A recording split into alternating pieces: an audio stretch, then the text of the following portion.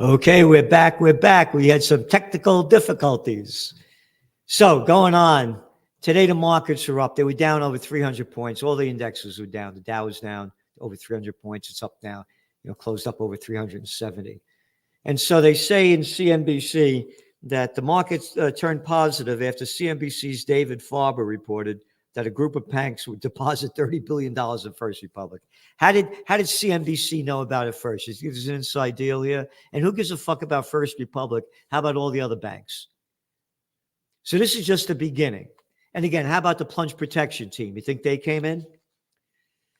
Also boosting the markets was the announcement by Credit Suisse overnight that it will borrow up to $54 billion from the Swiss National Bank. Hey, the banks could borrow anything. They're better than anybody. Hey, you got Jamie Dimon who makes $35 million a year. Hey, we bailed him out. You forgot? You forgot the Federal Reserve dumped in $29 trillion to bail out the banksters when the Panic of 08 hit? Oh, no, that's not my number. That's from the Levy Institute at Bard College.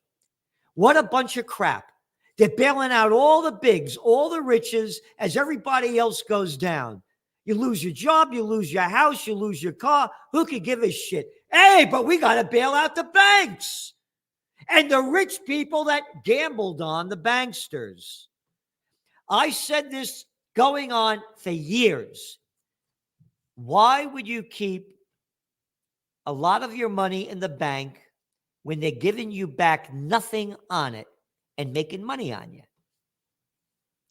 So, gold prices went down a bit today, but they're still up.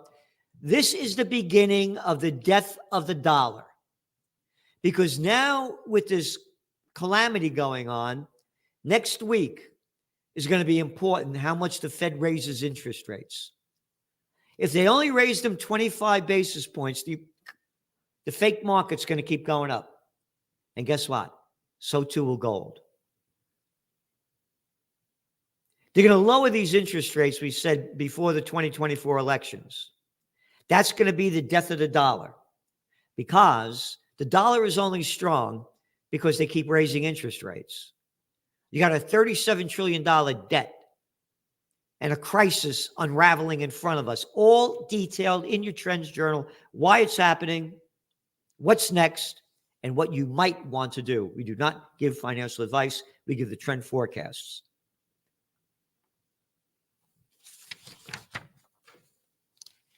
Market turmoil and threat of Credit Suisse collapse as fallout from SVB demise spreads. Yep.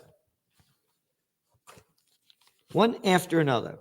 Credit Suisse slump renews fears of a global banking crisis. You got it. This is just the beginning. Yep. And bullshit Biden. The summer of 2000, on a summer day in 2019, when he signed legislation regulating the banks. What was this? No, I can't see the date. 2010. When he signed. Oh, here we go. On that summer day of 2010, this is from the New York Times, when he signed new legislations regulating banks after the worst financial crisis in generations, President Barack Obama declared, quote, there will be no more tax-funded bailouts, period. Yeah. Liar, liar, pants are on fire. The lying Obama, folks, always folk in us. The lying Obama, the warmongering president, quoted in the book Double Down, I'm really good at killing people, gave you the Libyan war, the Afghan war, kept ramping up the Afghan war, gave you the Libyan war, gave you the Syrian war, ramped up the Afghan war with the troop surge, kept the Iraq war going. He said he was going to end it. Yeah, that Obama.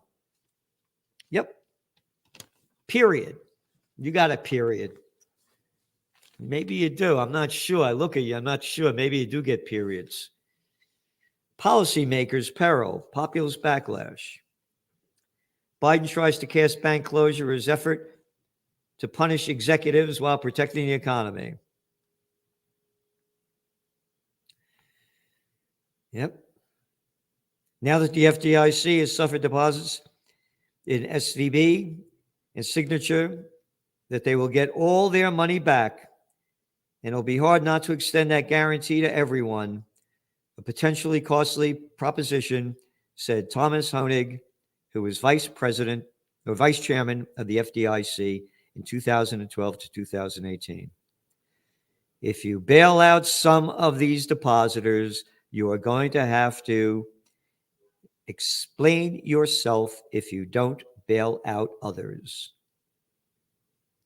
That train has left the station, he said. This is terrible, and the worst is yet to come.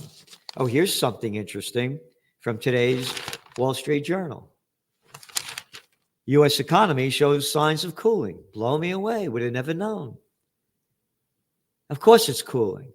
We said this. The interest rates go up. It takes time for the impact to hit. And now the impact's hitting. So even when they raise them 25 basis points, if that's all they raise them next week, it's going to keep going down. So when you look at it, overall retail purchases decreased 0.1%. Spending also eased last month on interest rate sensitive items such as vehicles and furniture, excluding often volatile auto sales. Overall retail purchases decreased 0.1% in February. No, they didn't. They decreased more than that because the retail sales aren't adjusted for inflation. So if you had inflation at 6%, that's right. It went down a lot harder, and it's going to go down a lot more harder. But on the good news, Pfizer agrees to buy Seagren for $43 billion, all that dough they made with the COVID jab. Merger creates first freight rail network linking North America. Federal regulator has approved a merger between Canadian Pacific Railway and Kansas City Southern, $28 billion. Apollo to acquire chemical company, Univar. That's only $8.1 billion. Why are we saying this? The bigs are getting bigger. That's all they're concerned about, and that's all they bail out. As this economy goes down, more and more small businesses go out. The bigs will keep buying up more real estate, buying up homes, renting them out. The bigs are taking over the world. And you only can bail out the bigs, nobody else. Okay, what else? Oh, Pentagon releases video of doomed drone chased by Russian jet. And the U.S. Department of Defense accused pilots of recklessly flying over the Black Sea. Huh. You mean they're saying that the Russians shot down an American drone over the Black Sea. What's an American drone doing over the Black Sea? And they're saying these drones are going into Ukraine because that's where the Black Sea is. How about if it were read, Moscow releases video of American planes shooting down a Russian drone over the Gulf of Mexico. Wouldn't that be fine? Could you imagine? Yeah, what right do they have to be over here? We can only go everywhere. They can't go there. Think I'm kidding? Chinese naval base in Africa, a threat to U.S. The head of the U.S. Central Command, General Michael Langley, has insisted that China cannot be allowed to open a naval base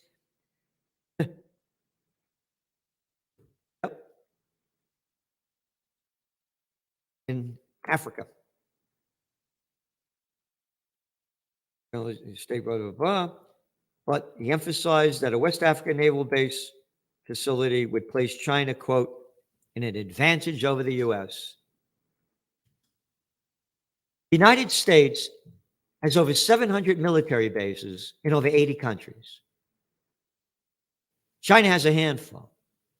Who the hell is the United States to tell China what they could do in Africa?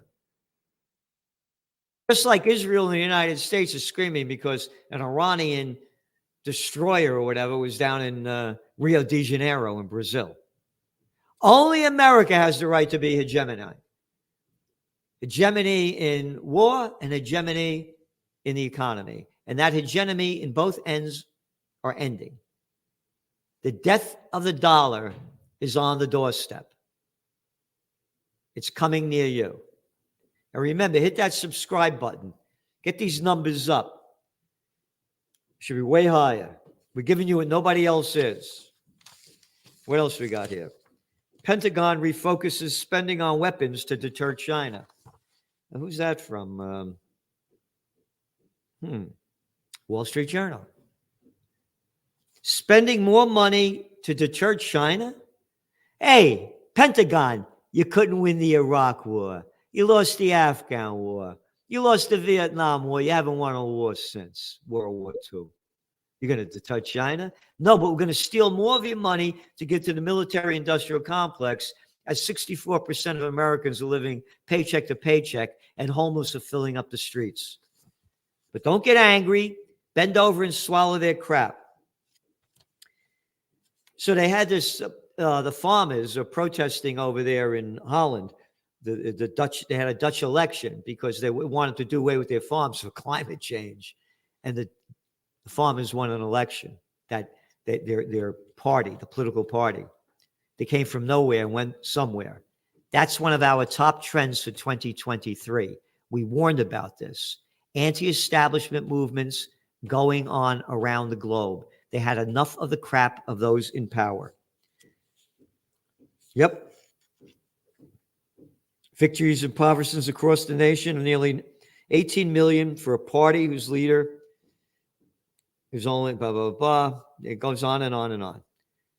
They projected to win 15 seats of 75. Came from nowhere.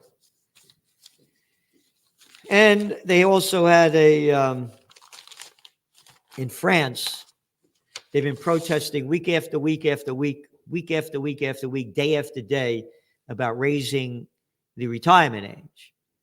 So today, Francis Macron risks his government to raise retirement age. French President Emmanuel Macron, the little garçon, a little boy, probably with a pecker that thick and a pair of balls that small, a little arrogant nothing of a clown boy, a Rothschild's boy, came from that, worked in that group.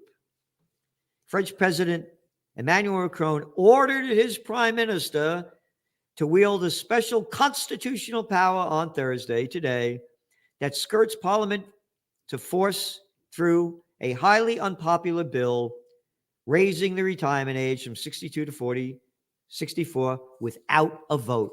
Yeah. Isn't democracy great? Isn't democracy wonderful? That we have these little clowns, the presidents of the United States, you name them, one little shithead after another, giving executive orders. Oh, yeah. You remember Trump's executive order? You forgot it? Friday the 13th, Black Friday, 2020, March. National emergency. We're fighting the COVID war. One executive order after another. One president after another giving these executive orders. And then these fucking bastards attack other countries because they don't have freedom and democracy. As I keep saying, I would say it to Trump. I would say it to Biden. I'd say it to Obama. I'd say it to Bush. I'd say it to Clinton. I'd say it to Macron. I'd say it to every one of these politicians, from president down to mayor. Who the fuck are you to tell me what to do? Who the fuck are you to tell me what to do? And that's what the people better stand up and start fighting for, because we are on the cusp of annihilation. And remember, when all else fails, they take you to war. And that's what's on the doorstep, because this economy is going down big. We got a lot more to talk about. What you should, EPA proposes rules to limit forever chemicals in water. Yeah, no shit. They're killing us in a million fucking different ways. Are you worried about climate change? Oh, but COVID, now that was big. We care about that. But the chemical companies could keep killing us. You can't go swimming in the Hudson River. The PCBs are all over the place over here. Oh, General Electric. You mean the General Electric that's now the big defense contractor that poisoned the fucking Hudson River? Oh, yeah, but they're okay. Oh, matter of fact, if they get in trouble, we should bail them out. Yeah. You want to know why America's gone down so low? This is out of the Wall Street Journal. Look at that. A shit sandwich. The American diet has a sandwich problem. A humble sandwich is the saboteur of the American diet, they go on to say. And then you read this thing. Americans eat so much of their meals not sitting down at a table. They're eating in their cars or at their desks. So sandwiches are easy, says Erica Keeney, assistant professor of public health nutrition at Harvard T.H. Chan School of Public Health. Once upon a time, people used to sit down and enjoy eating. You can't enjoy your food and really taste it if you're on the computer driving, and I watch people walk up and down the street eating a slice of pizza, drinking a Coke, or walking and drinking. Look how low it's gone. Look how low society has gone. Eating shit, swallowing shit, and doing what the shitheads tell you. You listen to shit news, you obey shithead politicians, you eat shit food.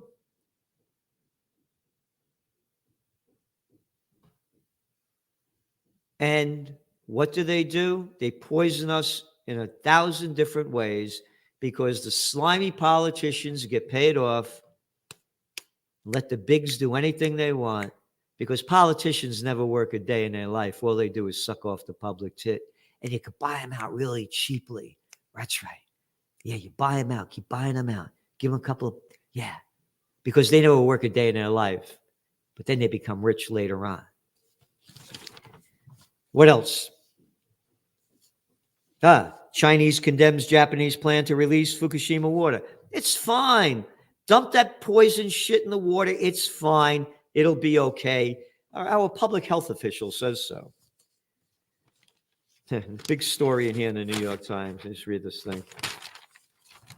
In pushing frontiers, AI startup sets its sights on reasoning. The system will up the ante as Silicon's race to embrace artificial intelligence. Artificial intelligence. There's no such thing that's an oxymoron, and only the morons would believe it. Intelligence comes from the heart, the soul, the spirit, and the knowledge of the human being to learn. They sucked it. Look at the little geek freaks. Look how they dress. Look what they look like. Artificial music, artificial intelligence. People eat artificial food with artificial flavors, artificial colors. It's all artificial. The government's artificial. The economy's artificial.